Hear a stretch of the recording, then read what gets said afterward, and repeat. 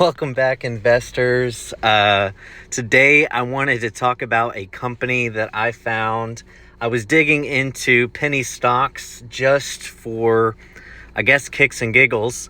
And I found this company, Ideanomics. They had a little bit of movement today. People were getting kind of hyped up. There was an article by Bazinga or whatever that name of that site is, and even Seeking Alpha posted something about it being a top mover, and so I was like, I'm gonna go look at this company.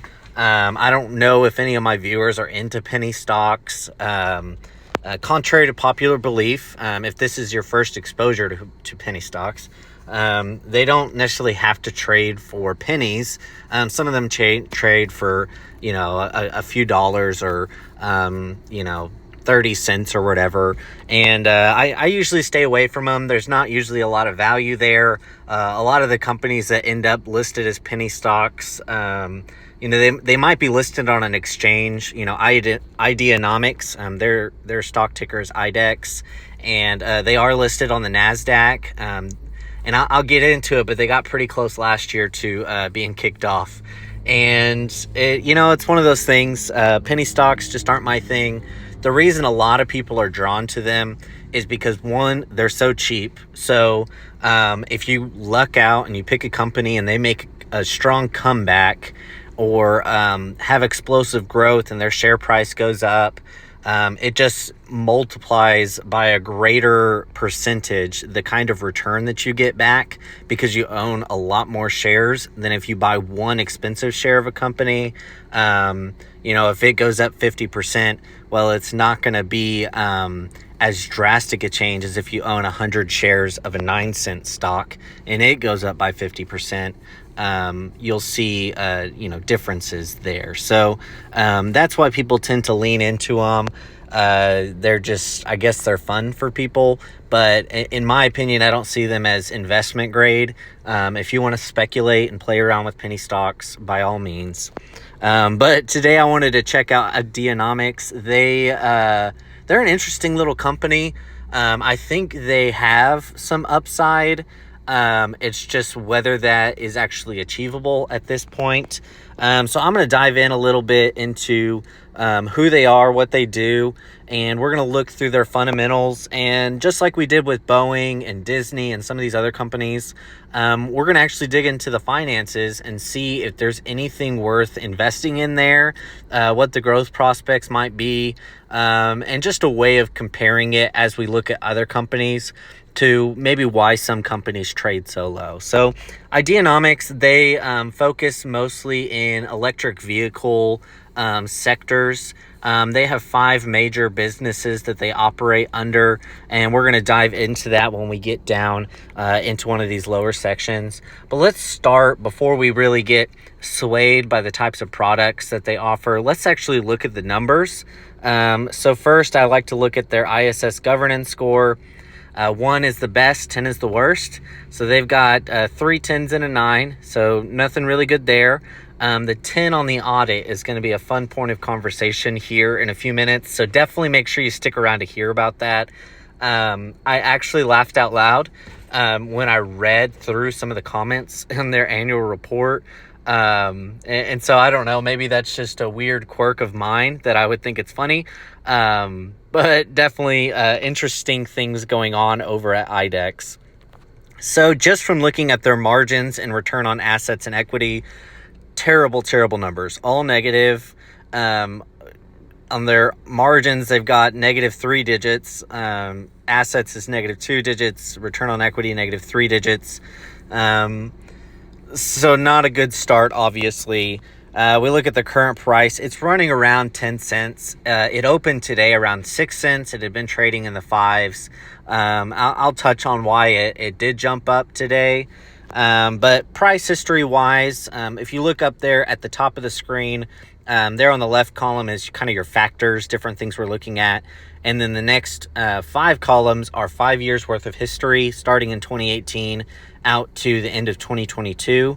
Their fiscal year ends December of each year, so it's about as close as we could get without digging into quarterly reports. So as far as price history goes, very steady decline over the last 5 years.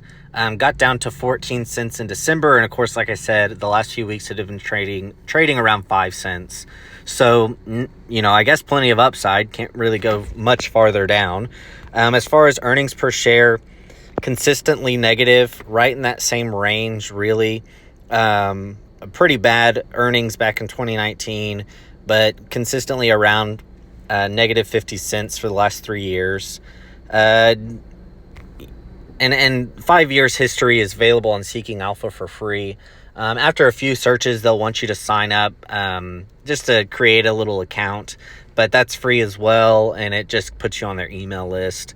Anything that's just has a one column value, like those margins and returns, those are just off of Yahoo Finance, also free. Plenty of information available out there for you to make wise choices. Going down, nothing listed for PE because it's negative. As far as the PEG ratio, which is the price earnings growth ratio, usually you want to see less than 1. So we're at 6.53. The growth in earnings projected doesn't really line up well with what the price is. As far as price per book, not available. So that's unfortunate.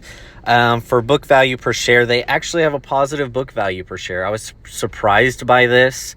There is more book value per share listed than actual current price per share. So I guess that's a positive. I guess the question would be, is that tangible book value?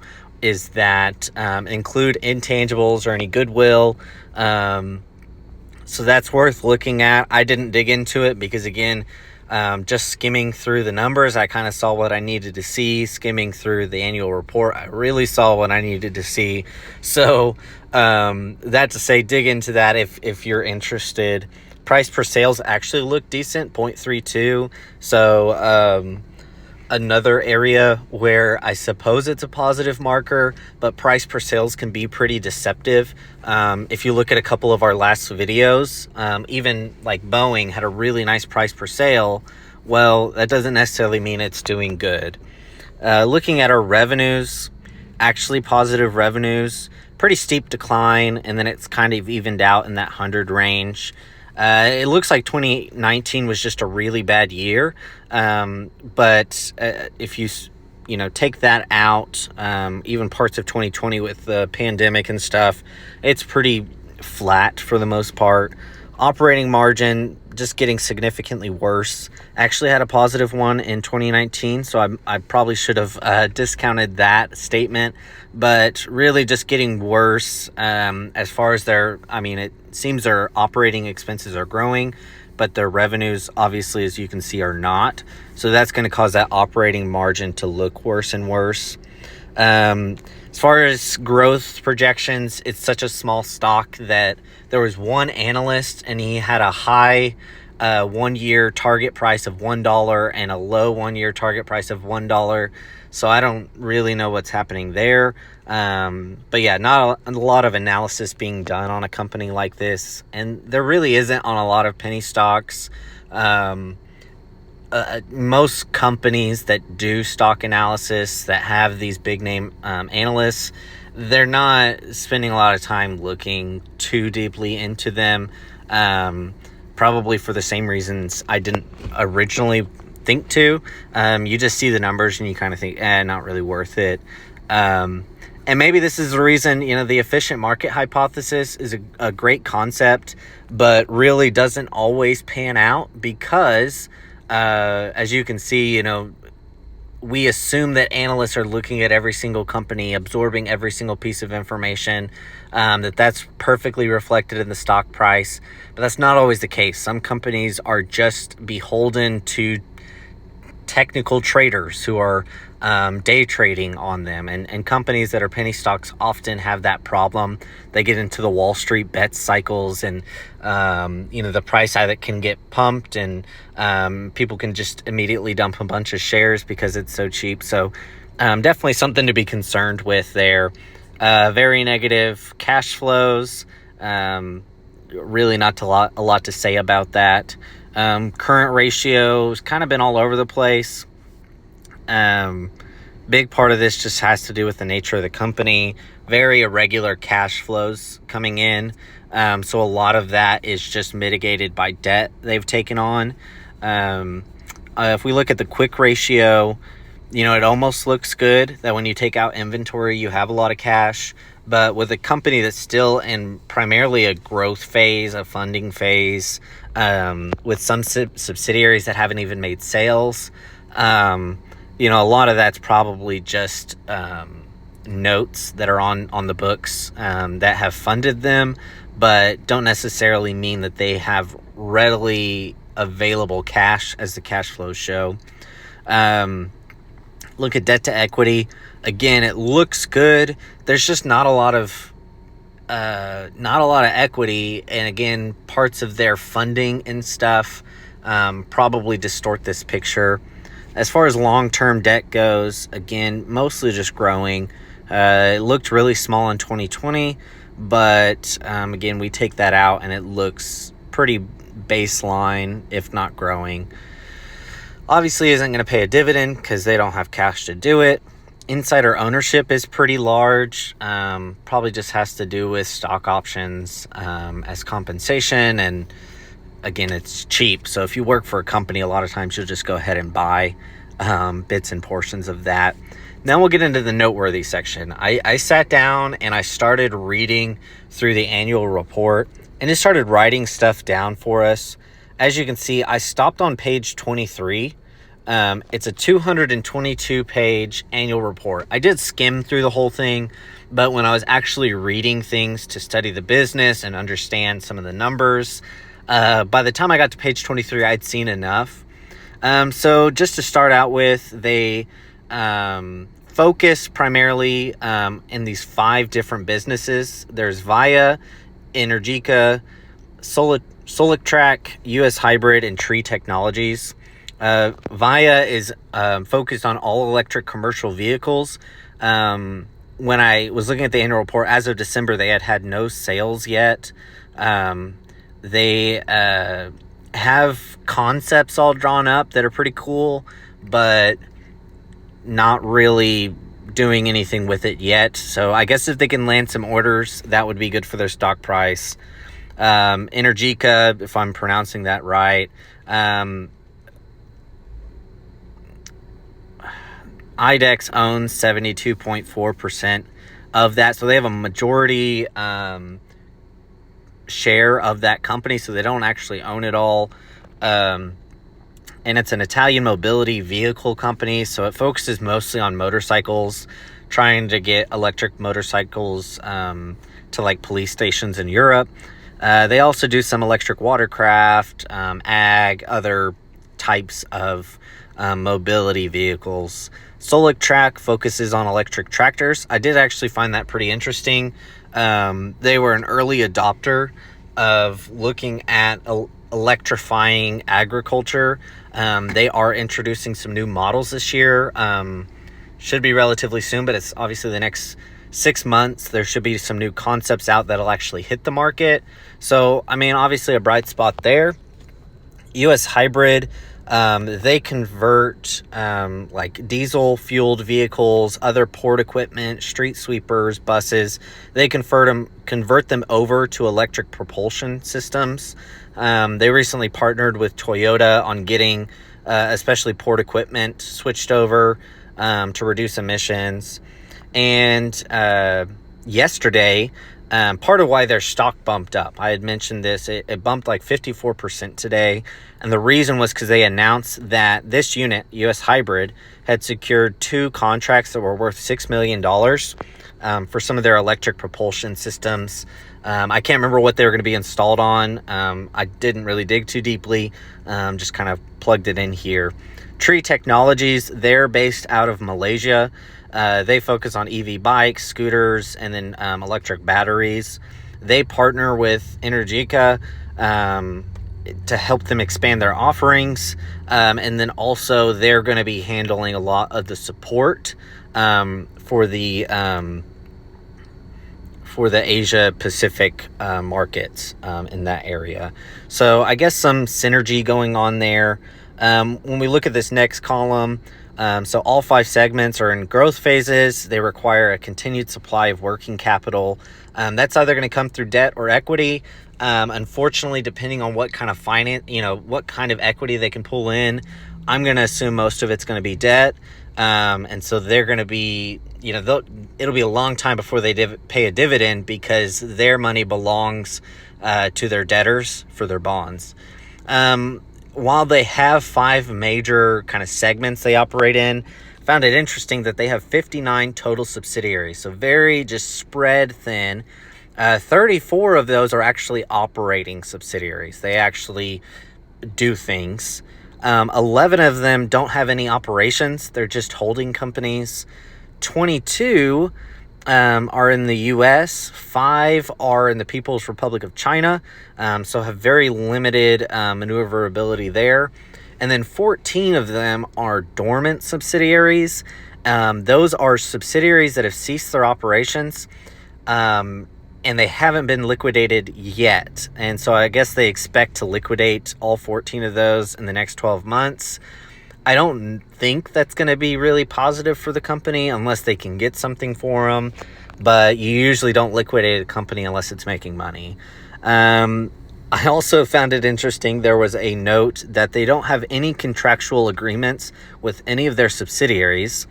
And I quote, because the company believes the direct ownership is more effective for the corporate structure. I don't know what they're trying to say there, but it really seems like they don't have the ability to exercise real control over these subsidiaries. And so that can be problematic for a company if they don't actually have contracts with the operations of their subsidiaries. I don't feel like they actually control them, but maybe I'm interpreting that wrong. Let me know in the comments.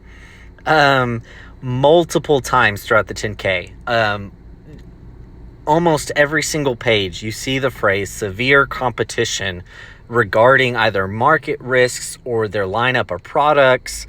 They are in a challenging market space with these. Yes, they're doing cool things. Yes, these are areas that are worth probably investing in, but, they recognize themselves that there is severe competition. And really when you invest in a company, rather than speculate, you want to see a moat. You want to see competitive advantage. You want to see them dominating their market space, having significant market shares. They do not. So something to consider. Again, there are 3 major areas that focus on mobility, energy, and capital. I don't really know what their capital segment, sub-industry involves. Some kind of financing involved, I guess. I also found it really interesting. Okay, so before I dig into this, there on the far right, the stock moved today from 6 cents to 10 cents. Not only did it have to do with those 2 contracts, but a lot of it had to do with they transferred their MDI fund commitments over to Uber. They have $25 million they had pledged to this MDI fund for, diverse businesses owned by, diverse people. And they have not paid any of those commitments, realized they're never going to be able to pay them, and gave them to Uber to pay. They did so at no consideration. So they didn't, have Uber pay them anything to be able to pay their commitments. And luckily they didn't have to pay Uber to take them on. So I guess that's why it moved. Really not substantial when you're looking at a company like this. So what really got me as I was digging into them were these security laws notes. Again, this is part of why I stopped reading when I did. So under security laws, there was 3 major things that they noted. So they had they were facing the consequences of restatements of their quarterly reports for 3 of their quarters in 2021. This is a reason they almost got delisted from the NASDAQ. They weren't reporting their mandatory quarterly reports. They were facing some pretty severe warnings last year from ongoing issues that they were dealing with.